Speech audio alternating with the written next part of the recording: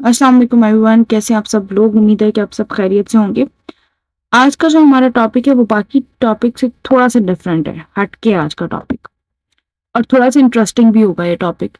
आज हम जिस टॉपिक के ऊपर बात करेंगे वो टॉपिक ये है कि हम अपने काम को किस तरीके से प्रेजेंटेबल और अट्रैक्टिव बना सकते हैं।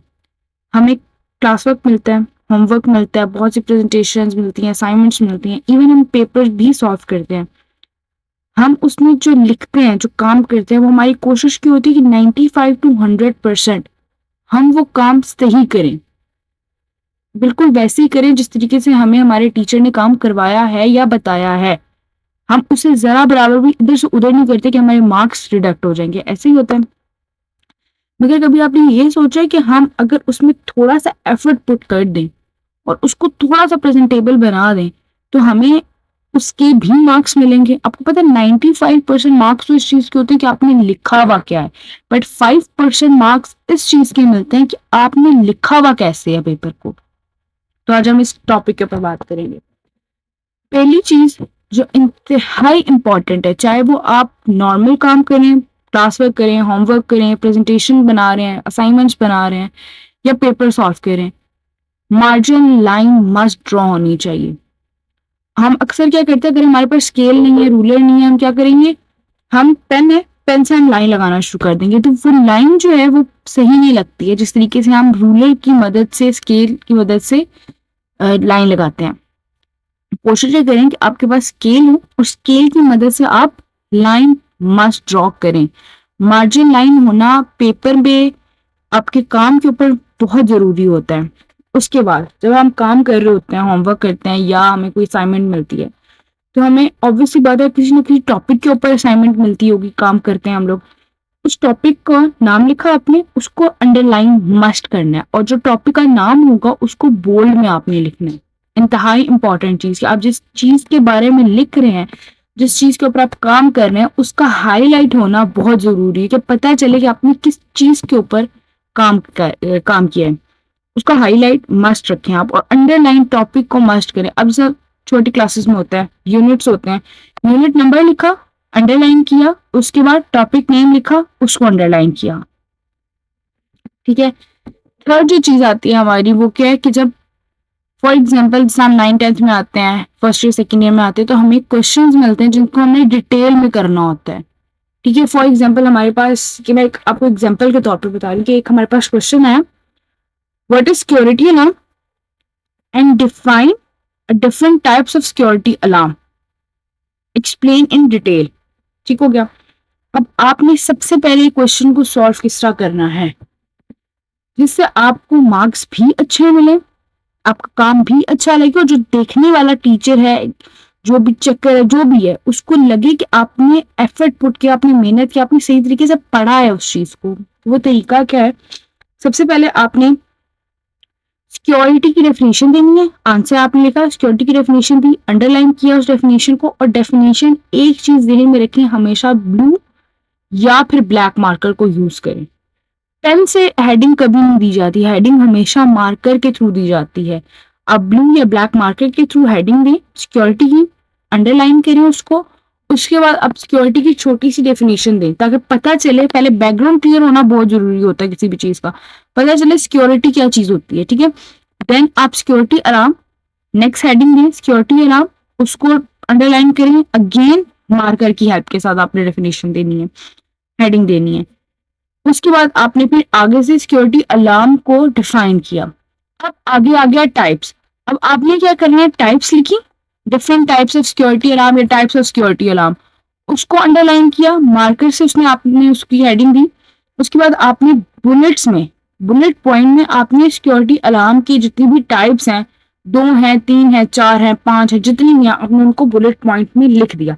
अब अगर वो आपको लगता है कि ये क्वेश्चन इतना है और आपके पास इतना टाइम है कि आप उसको डिटेल में डिफाइन कर सकते हैं टाइप्स को भी, तो आप उसकी टाइप्स को भी डिफाइन करें। अब टाइप्स को डिफाइन करने का तरीका ये है कि अगर आपके पास 4 टाइप्स हैं फॉर एग्जांपल, तो आप क्या करेंगे कि पहली टाइप आप लिखी, उसको सेम उसी तरह हेडिंग्स बनाई, बुलेट पॉइंट में से निकाला, हेडिंग बनाई, हेडिंग बना के अंडरलाइन किया, और उसको आपने पैराग्राफ की सूरत में लिख दिया।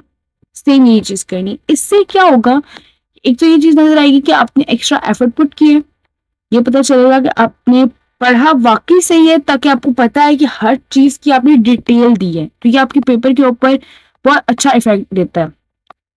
उसके बाद हमने फॉर एग्जाम्पल, अगर हमारे पास अब टाइप्स आ गई, डेफिनेशन आपने डिफाइन करनी, अगर फॉर एग्जाम्पल हमारे पास एक स्ट्रेट फॉरवर्ड क्वेश्चन आता है, हमने जिसमें हमने सिर्फ और सिर्फ डिटेल बतानी है उस क्वेश्चन की, उसकी डेफिनेशन बतानी, कुछ बताना, हमारे पास इतना नहीं है, हमें उसकी टाइप्स बतानी है, कुछ बताना है, तो उस क्वेश्चन को हम किस तरीके से करेंगे। फॉर एग्जाम्पल अभी क्वेश्चन आया, उसका आंसर 1.5 से 2 पेजेस के ऊपर है, बट उसमें कोई हेडिंग नहीं है, तो उससे कोई फर्क नहीं पड़ता, उसको भी आप एक तरीके से लिख सकते हो। वो तरीका ये है कि आप उसमें पैराग्राफ बना लें, पैराग्राफ ब्रेक करें। फॉर एग्जाम्पल आपने 6 लाइन्स पे एक पैराग्राफ बनाया, अगले में आप 7 लाइन पे पैराग्राफ बना लें। अब ये नहीं है कि डिटेल में बस एक ही फ्लो में आप लिखते जा रहे हैं, लिखते जा रहे हैं, 1.5-2 पेजेस का आपने क्वेश्चन बना लिया, उसमें कोई आपने पैराग्राफ ही नहीं ब्रेक किया। पैराग्राफ ब्रेक करना बहुत इंपॉर्टेंट होता है, नहीं तो जैसे हम एक साथ लिखते जाते हैं ना विदाउट एनी पैराग्राफ, तो क्या चीज होती है, वो हमारे काम को बहुत अजीब सा दिखा रहा होता है, वो देखने में अच्छा नहीं लग रहा होता। उसके बाद जो सबसे इम्पोर्टेंट चीज है काम की, वो ये है आपने लिखा हुआ कैसे है, वो मेन पॉइंट है। मतलब आपने प्रॉपर इक्वल गैप दिया है लिखने में, अपने आपने एक सेंटेंस लिखा, उसमें इक्वल गैप आया है नहीं आया, ये चीज बहुत इंपॉर्टेंट है। और सबसे इम्पोर्टेंट चीज जो हम अक्सर पेपर में टाइम नहीं होता हमारे पास, स्पेशली बोर्ड के एग्जाम में हमारे पास टाइम नहीं होता, तो हम क्या करते हैं, फटाफट उसको लिख रहे होते हैं। हम ये नहीं देखते हैं कि हम जो लिख रहे हैं वो उसको लिख कैसे रहे हैं, ये चीज इंपॉर्टेंट होती है। तो आपने अपना टाइम मैनेज करना लाजमी होता है उसमें। सबसे पहले हम एक सेंटेंस लिख रहे हैं, सेंटेंस का जो पहला वर्ड होगा वो हमेशा कैपिटल वर्ड होगा, उसके बाद सारे स्मॉल वर्ड्स आएंगे। और प्रॉपर इक्वल गैप देने का जो तरीका है वो ये है कि अगर फॉर एग्जाम्पल आप लिख रहे हैं और आपसे आप इतना नहीं है आपका कि आप इक्वल गैप दे दे के लिख रहे हैं, तो उसकी बेहतरीन टिप ये है कि अगर आपके पास एक पेन एक्स्ट्रा ऑब्वियसली होता है, पेन मार्कर पेंसिल तो होती है, तो आप उसको आपने एक वर्ड लिखा, जैसा माई लिखा, माई के दरमियान में आपने पेंसिल लिखी, पेंसिल का जो अगला कॉर्नर होगा उसके आगे आपने नेम लिख दिया, ठीक है। फिर नेम के आगे अगेन आपने पेंसिल लिखी, पेंसिल के अगले हिस्से से आपने इज लिख दिया। इस तरीके से इक्वल इक्वल गैप आ जाएगा, और जहां पे आपका सेंटेंस खत्म होगा वहां पे आपने फुल स्टॉप मस्ट ऐड करना है। ये एक इंपॉर्टेंट चीज होती है जो अक्सर हम भूल जाते हैं। अक्सर दूसरे क्या, मैं खुद भी अक्सर ऐसे ही कर देती थी, अपना पेपर लिखा, टाइम नहीं है, पेपर लिख रहे हैं, भूल गए कॉमा डालना है या क्वेश्चन मार्क डालना है या फुल स्टॉप डालना है, भूल गए और आगे लिखना शुरू कर दिया। इंपॉर्टेंट चीजें होती है। अब ये नहीं है कि ये चीजें हम जब अप्लाई कर लेंगे अपने काम में तो हमने जो लिखा हुआ है बीच में वो अगर गलत भी लिखा है तो भी चल जाएगा, ऐसा नहीं है। मैंने आज आपको पहले बताया कि 95% हमें मार्क्स मिलते हैं कि हमने बीच में क्या लिखा हुआ है, हमने पेपर सही लिखा है नहीं लिखा, क्वेश्चन का आंसर सही दिया है नहीं दिया, लेकिन 5% मार्क्स इस चीज के हमें मिलते हैं कि हमने पेपर को किस तरीके से लिखा है, आया हमारा पेपर प्रेजेंटेबल है, अट्रैक्टिव है दिखने में या नहीं है, ये चीज बहुत इंपॉर्टेंट होती है। नीट एंड क्लीन होना पेपर का काम का बहुत जरूरी है। हम अक्सर क्या करते हैं, कोशिश ऑब्वियसली बात है, इंसान है, मिस्टेक्स हो जाते हैं, कभी कभी गलतियां हो जाती हैं, लेकिन हम क्या करते हैं, जब हम लिख रहे होते हैं हमारे से गलती हो गई है, जल्दी जल्दी उसको क्रॉस कर दिया, कांटे लगा दिए ऊपर, ठीक है, पेन की से उसको क्रॉस करना शुरू कर देते हैं। व्हाइटनर लाजमी पास रखें, व्हाइटनर की मदद से आप उसको रिमूव कर दें, ठीक है। अदरवाइज कोशिश ये करें कि आप कोई जरूरत ही ना पड़े कि आपकी मिस्टेक और आप व्हाइटनर को यूज करें, व्हाइटनर को जितना कम हो सके उतना यूज करें, जितना कम हो सके क्रॉस और कटिंग करें, ये एक इम्पॉर्टेंट चीज है। और एक और सबसे ज्यादा इम्पॉर्टेंट चीज, अक्सर हमें प्रेजेंटेशन या असाइनमेंट मिलती हैं या हम कोई काम भी कर रहे होते हैं ना, तो रफ काम भी कर रहे हैं, हमारे पास अगर नैरो लाइन शीट नहीं है तो हम ब्रॉड लाइन पे लिखना शुरू कर देते हैं, और अगर ब्रॉड लाइन नहीं है हमारे पास, हम नैरो लाइन पे लिखना शुरू कर देते हैं। उर्दू की राइटिंग हमेशा उर्दू की शीट्स पे ही अच्छी लगती है और इंग्लिश की राइटिंग हमेशा इंग्लिश की ही शीट्स पे अच्छी लगती है। हमारी राइटिंग का खराब होने का सबसे बड़ा जो बैकग्राउंड इशू होता है ना, वो सबसे बड़ा ये होता है कि जब हम लिखते हैं तो हम क्या करते हैं कि इंग्लिश की, अगर हमने इंग्लिश का फॉर एग्जाम्पल काम कर रहे हैं, हम उर्दू में लिख रहे हैं, तो आपको पता है इंग्लिश की जो नैरो लाइन शीट्स होती हैं उनमें कितना गैप होता है और उर्दू में कितना गैप होता है। तो जब हम नैरो लाइन का काम ब्रॉड लाइन पे करते हैं तो ऑब्वियसली बात है उस पर हमारी राइटिंग पे बहुत इफेक्ट पड़ता है। स्पेशली उर्दू के काम में ऐसा होता है कि जब हम ब्रॉड लाइन की बजाय हम नैरो लाइन पे काम करना स्टार्ट कर दें तो हमारी उर्दू की राइटिंग बहुत खराब और बहुत गंदी होना शुरू हो जाती है। तो कोशिश ये करें कि जिस चीज का काम है उसी चीज की शीट्स के ऊपर काम करें। ये चीज इंतहाई इंपॉर्टेंट है। उसके अलावा सबसे ज्यादा इंपॉर्टेंट चीज, आपने जब क्वेश्चन खत्म कर दिया, ठीक है, आपने उसके नीचे एक अंडरलाइन कर दिया कि हमारा आंसर यहाँ पे ये खत्म हो गया। उसके बाद आप नेक्स्ट क्वेश्चन स्टार्ट करेंगे। ये नहीं कि आपने आंसर लिख दिया नीचे से अगेन क्वेश्चन लिख दिया। और अक्सर हम पेपर सॉल्व करने के टाइम पे क्या करते हैं, हमारे पास टाइम नहीं होता, हम क्वेश्चन नंबर देना शुरू करते हैं। क्वेश्चन नंबर 1 आंसर लिख दिया, क्वेश्चन नंबर 2 आंसर लिख दिया। अब पढ़ने वाले को क्या पता है कि हमने कौन से वाले क्वेश्चन का आंसर ये लिखा है। बोर्ड के एग्जाम में तो ऐसे ही होता है ना कि हमारे खुद के टीचर्स तो हमारा पेपर नहीं चेक कर रहे होते, जो चेक कर रहे होते हैं वो डिफरेंट टीचर्स होते हैं। तो उनको क्या पता चलेगा कि हमने कौन से वाले क्वेश्चन का आंसर कहाँ पे लिखा हुआ है। तो क्वेश्चन को लिखना इंपॉर्टेंट है। आप लाजमी लिखें कि ऊपर का क्वेश्चन क्या है, देन आप आंसर लिखें। क्वेश्चन नंबर दे के आंसर लिखना ये कोई लॉजिक नहीं होती है। बहुत से लोग होते हैं जो एक्सेप्ट कर लेते हैं, लेकिन मैक्सिमम ऑफ द टाइम हमारे मार्क्स के कटने की वजह यही होती है कि हम लोगों ने क्वेश्चन लिखा ही नहीं होता, नीचे से आंसर लिखना शुरू कर देते हैं। तो ये चीज आपने अपने जहन में रखनी है। ये छोटी छोटी सी चीजें होती हैं जो हमारे काम को अच्छा बनाती हैं, अट्रैक्टिव बनाती हैं, प्रेजेंटेबल बनाती हैं और हमें मार्क्स गेन करने में बहुत हेल्पफुल होती हैं। तो अगर हम इन चीजों के ऊपर थोड़ी सी मेहनत करेंगे, काम करेंगे, एफर्ट पुट करेंगे, तो ये देखने वाले को भी अच्छा लगेगा और हमें खुद को भी अच्छा लगेगा कि हाँ हमने काम अच्छा किया। अब आप खुद देखिए, अगर आप जल्दी जल्दी में काम करते हैं और वो काम अच्छा नहीं होता है, आपको खुद भी लग रहा होता है ना यार नहीं ये थोड़ा सा खराब हो गया काम, अगर मैंने इसको इस तरीके से कर देना था ना कि काम सही होता। तो आप सबसे पहली चीज मार्जिन लाइन मस्ट ड्रॉ करें। सेकंड चीज टॉपिक को यूनिट नंबर को हाईलाइट बोल्ड मस्ट करें।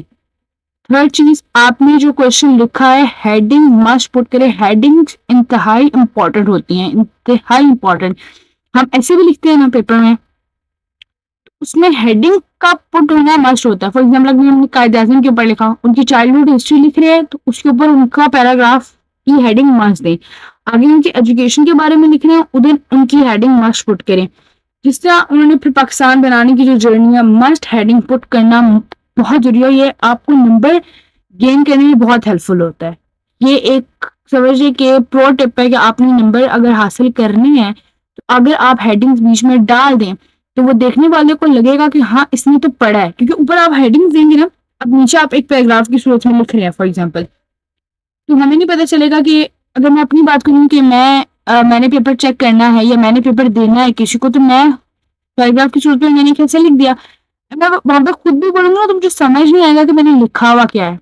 लेकिन अगर वहीं पे हम लोग हेडिंग्स पुट कर देंगे तो हेडिंग के थ्रू हमें पता चलेगा अच्छा इस पैराग्राफ में हमने इस चीज के ऊपर बात की है, ये इंपॉर्टेंट है, ये लाजमी आपने करना है। उसके बाद आपने अगर आपको फॉर एग्जाम्पल कुछ लोग होते हैं ना, मैं अगर अपनी बात करूँ तो बचपन में क्या करती थी, ज्वाइनिंग राइटिंग करती थी जिससे मेरी राइटिंग बहुत गंदी आती थी, समझ नहीं आती थी मैंने लिखा हुआ क्या है। तो आप लोग भी कोशिश करें कि ज्वाइनिंग जिन जिनको नहीं आती, जिन जिनसे नहीं लिखा जाता ज्वाइनिंग राइटिंग में, वो ये कोशिश करें कि वो ज्वाइनिंग राइटिंग मत लिखें। जरूरी नहीं है कि ज्वाइनिंग में ही लिखेंगे तो ही हमें नंबर मिलेगा, ऐसा कुछ नहीं होता है। आप अच्छा लिखें, साफ लिखें, नीट एंड क्लीन लिखें, उस चीज के आपको नंबर मिलेंगे, इस चीज के नहीं मिलेंगे कि आपने सिंपली लिखा है या ज्वाइनिंग में लिखा है। ये चीज इंतहा इंपॉर्टेंट है। आप लिखे अच्छे तरीके से लिखे, अपने वर्ड्स को खुला खुला करके लिखे, पता चले कि आपने लिखा हुआ क्या। ऐसा ना हो कि पढ़ने वाले को समझ ही ना आ रहा आपने क्या लिखा है। लिखा आपने ठीक होगा पर उसको समझ नहीं आएगी तो आपके नंबर काट लेगा। उसके बाद की जो इंपॉर्टेंट चीज है, बहुत बड़ा नहीं लिखना और बहुत छोटा नहीं लिखना। बहुत छोटा लिखेंगे तो माइक्रोसॉफ्ट की मदद से ऑब्वियसली बात है देखने का पड़ेगा। अगर बहुत बड़ा बड़ा लिख देंगे तो देखने वाला जो होगा, चिक्कर जो होगा, वो ये सोचेगा कि इसने ये लंबा लंबा इसलिए लिखा है कि इसका जो है पेपर भरने की इसकी कोशिश है, इसको लिखने में कोई इंटरेस्ट नहीं था। तो अपने जो आपकी जो राइटिंग होगी उसको मीडियम में रखें, ना बहुत छोटा ना बहुत बड़ा। इस तरीके से लिखे कि पढ़ने वाले को समझ आए कि आपने लिखा हुआ क्या, इस तरीके से लिखे। तो ये छोटी छोटी चीजें थी जो हमारे काम को अट्रैक्टिव बनाती हैं, प्रेजेंटेबल बनाती हैं और हमें मार्क्स गेन करने में हेल्पफुल होती हैं। तो अगर आपको इस तरह की मजीद वीडियोस देखनी है तो प्लीज मेरे चैनल को लाइक करें, मेरे चैनल को सब्सक्राइब करें और मुझे कमेंट्स में जरूर बताएं कि इस तरह की अगर आपने मजीद वीडियोस देखनी है तो इस तरह की मजीद वीडियोस भी आप लोगों को देखने को इंशाल्लाह फ्यूचर में मिलेंगी। Thank you so much.